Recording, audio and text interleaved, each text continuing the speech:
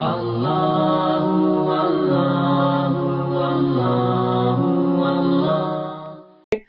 سے افضل عمل، سب سے زیادہ فضیلت والا عمل یہ ہے کہ انسان محمد و آل محمد علیہ السلام پر درود کثرت کے ساتھ تلاوت کرے۔ اللہم صلی علی محمد و آل محمد۔ اذان محترم، یوں تو درود کی کیا فضائل آپ کی خدمت میں بیان کیے جائیں،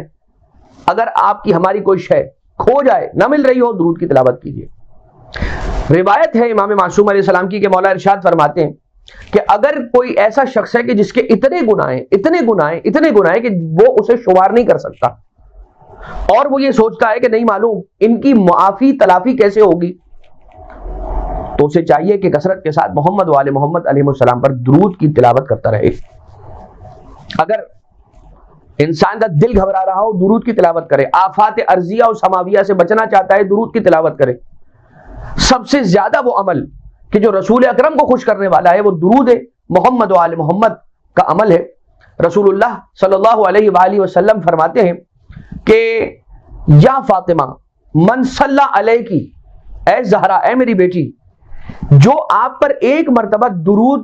کی تلاوت کرے یا آپ کی جانب ایک مرتبہ درود کا ہدیہ ارسال کرے،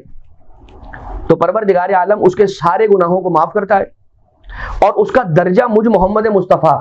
صلی اللہ علیہ وآلہ وسلم کے ساتھ قرار دیتا ہے۔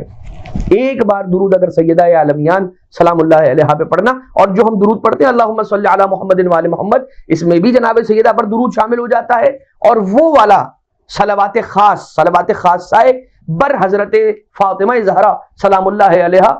کہ اللہم صلی علی فاطمہ و ابیہا و بعلہا و بنیہا والسر المستودع فیہا عدد ما احاط به علمک و احصا به کتابک۔ لہذا شب جمعہ اور روز جمعہ میں سب سے افضل عمل کثرت کے ساتھ انسان 1000 مرتبہ آیا ہے روایتوں میں کہ 1000 مرتبہ پڑھے، لیکن 1000 مرتبہ پڑھنے سے مراد یہ نہیں ہے کہ 1000 ٹائمز پڑھے اور بس کر دے،